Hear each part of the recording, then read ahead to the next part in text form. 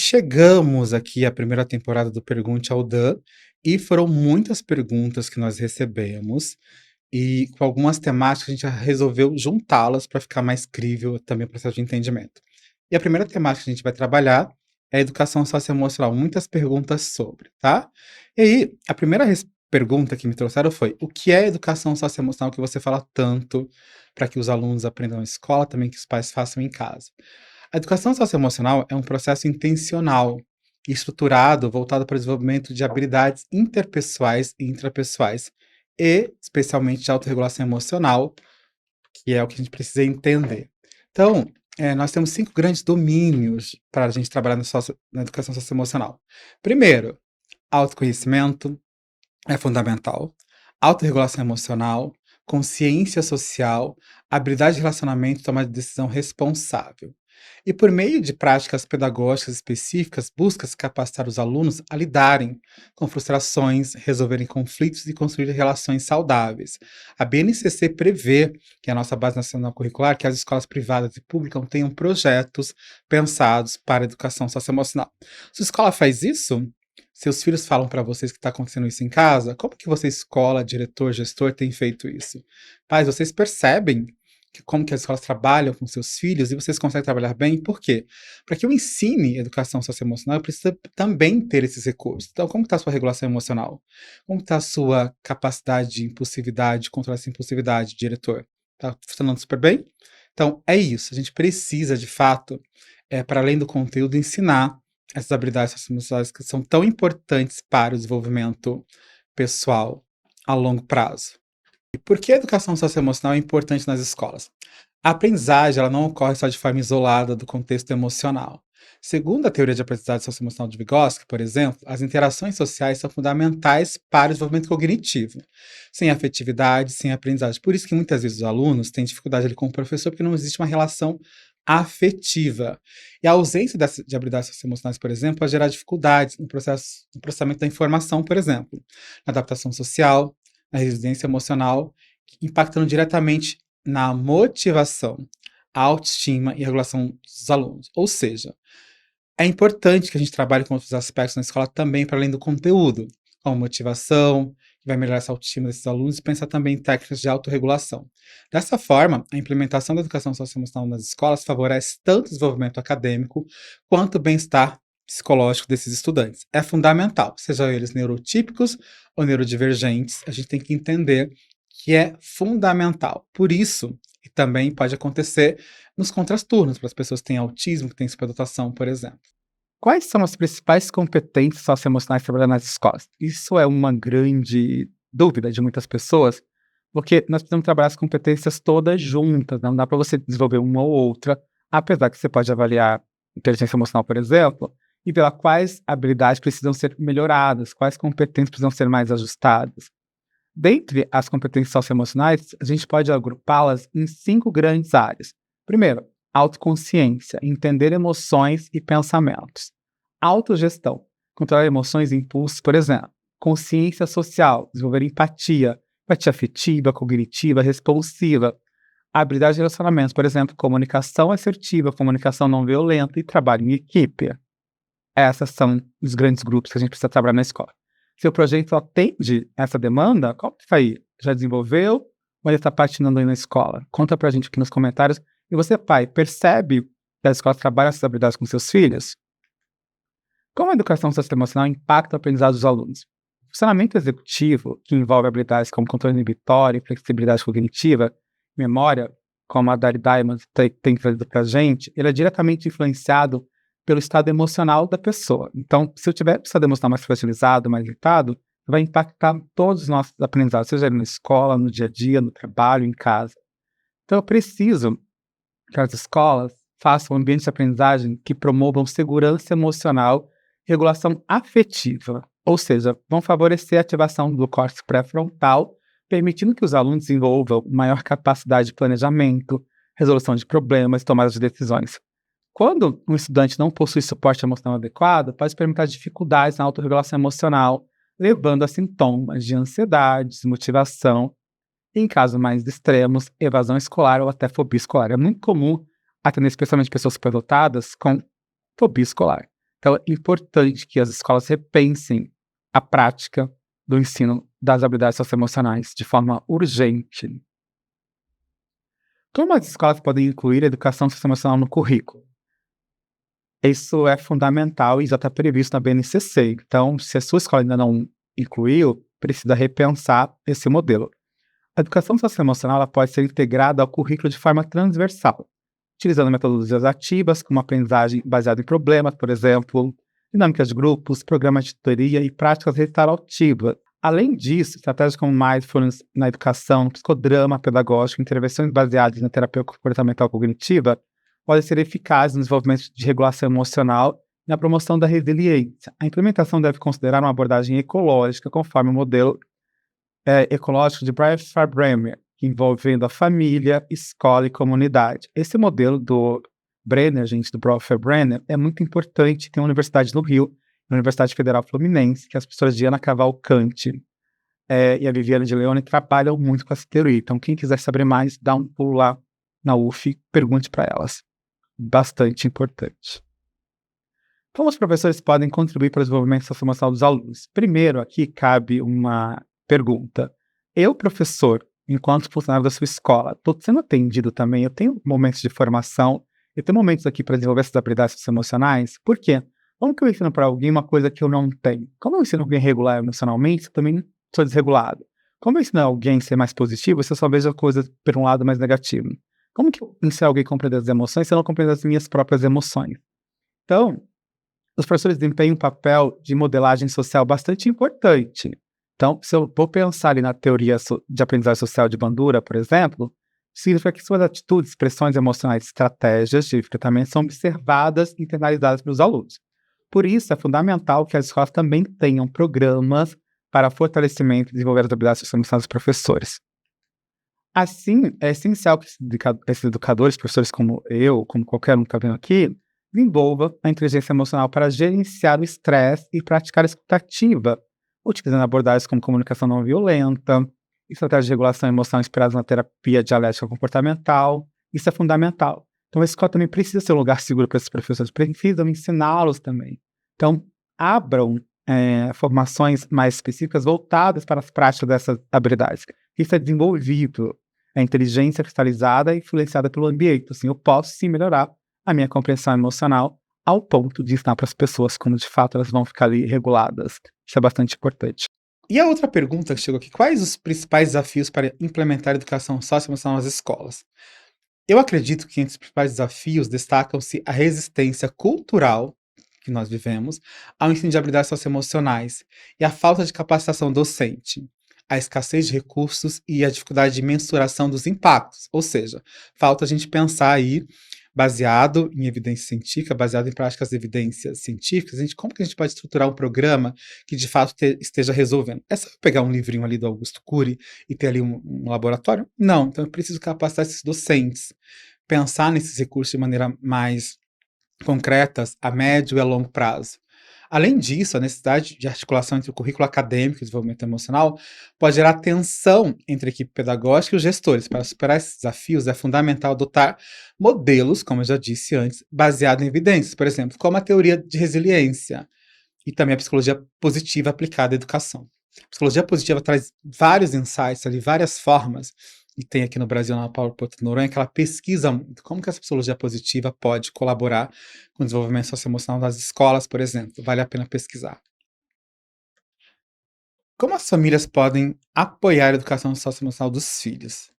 Isso é uma dificuldade que eu tenho visto, que muitos pais também não têm uma boa habilidade socioemocional. Os pais chegam para mim: Dan, eu não tenho interesse social, os filhos também não têm, mas eles querem que os filhos sejam seres socialmente ativos, né? Grandes festas, grandes participações. E aí, quando eu penso nessa habilidade, me remota ali a teoria do apego de Bowlby, que ele sugere que as relações parentais seguras são fundamentais para o desenvolvimento da regulação emocional. Então, que tipo de pai, que tipo de mãe você está sendo? Baseado no modelo que você foi lá atrás dos seus pais ou no seu modelo que você está criando aqui? E aí, esses pais oferecem suporte emocional, praticam a escuta ativa e validam os sentimentos dos filhos, contribuem para o desenvolvimento de inteligência emocional. Mas, geralmente, os pais também ficam ali, né, entre ser mais, como posso dizer, mais livres ou mais autoritários. A gente precisa repensar de fato o que é a parentalidade. E aí, eu preciso pensar nas estratégias, por exemplo, como reforço positivo. A criação de um ambiente estruturado e um incentivo à autonomia auxiliam a construção de um perfil psicológico resiliente. Ou seja, fundamental para o seu filho, pai, é você oferecer oportunidade de autonomia, deixar ele ser quem ele é. Aí facilita e gasta-se menos dinheiro em terapia e com menos remédio aqui tarja preta. Então repense. Então, se eu não tenho inteligência emocional, você pode avaliar um bom psicólogo, por exemplo, aqui, e fazer a intervenção focada nas habilidades que você precisa melhorar enquanto pai. Vale a pena. Como medir o impacto da educação socioemocional nas escolas? Isso é fato, né? As escolas oferecem muitos produtos dessa forma e até um chamariz para os pais, né? Você já foi naquela escola maravilhosa, mas de fato está funcionando?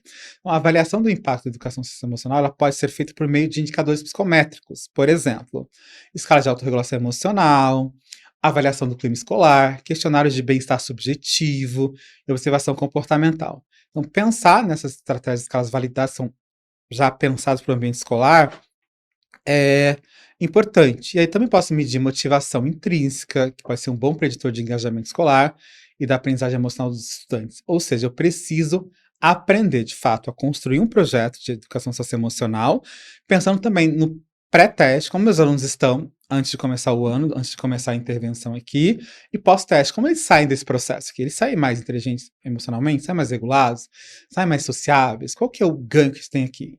Então, precisa sim pensar em escalas. Quem tiver dúvida, depois pode me perguntar aqui no DM, que a gente vai indicar aqui para você, especialmente gestor de escola, tá? Ou pai também, que olha, tem uma escala aqui, escola, você pode usar ela, então é importante fazer isso. A educação socioemocional ela pode ajudar na prevenção do bullying? Claro, pode, sim. O bullying muitas vezes está associado a déficits em regulação emocional e habilidades sociais.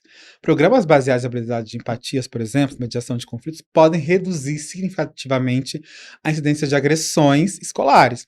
Tem estudos que indicam que abordagens, por exemplo, como o programa Kiva, que foi desenvolvido ali na Finlândia, Kiva, KYVA, da Finlândia, consegue diminuir o bullying até 50%. Estratégias de intervenção baseadas em TCC, por exemplo, como reestruturação cognitiva e habilidades de resolução de problemas, também são eficazes na prevenção de comportamentos agressivos. Ou seja, eu educo, né, as vítimas e também educo aqui os agressores para minimizar esses impactos todos. Mas, de novo, volta ao professor. Ele tem habilidade suficiente para desenvolver, pensar em redução de problemas assertivos, tomada de decisão, pensar aqui na reestruturação cognitiva? Então, é de se pensar que você também, escola, precisa ofertar treinamentos para esses professores de forma adequada. Não é só falar o que é bullying, por exemplo, que isso a gente já sabe. Não é falar o que é regulação emocional, mas quais as práticas efetivas para a gente mude esse ambiente escolar. E chegamos ao fim da última pergunta sobre as habilidades socioemocionais da escola. Me mandaram, e essa pergunta é lá de Rio Verde, em Goiânia.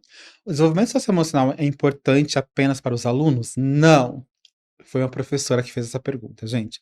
Não, os professores gestores e toda a comunidade escolar também se beneficiam do desenvolvimento socioemocional.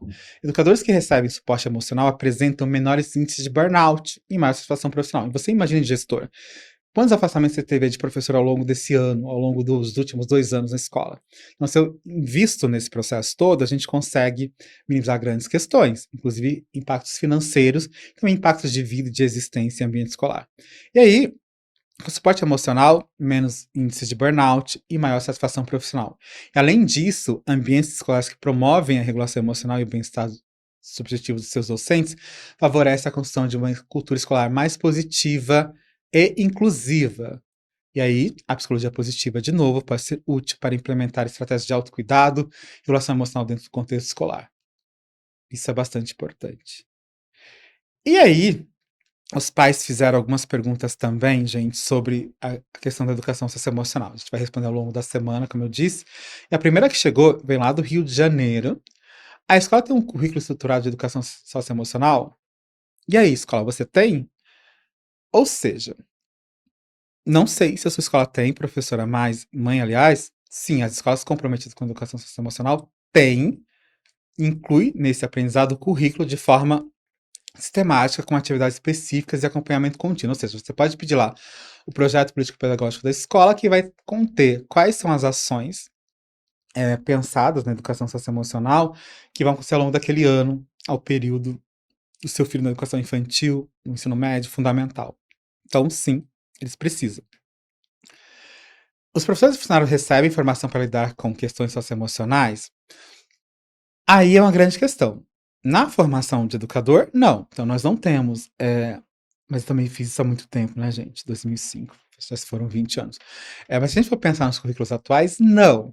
Mas uma escola que valoriza a educação socioemocional capacita seus professores para o reconhecer e apoiar o desenvolvimento emocional dos alunos. Então, pense, você, professor, está tendo isso na sua escola? Esse apoio?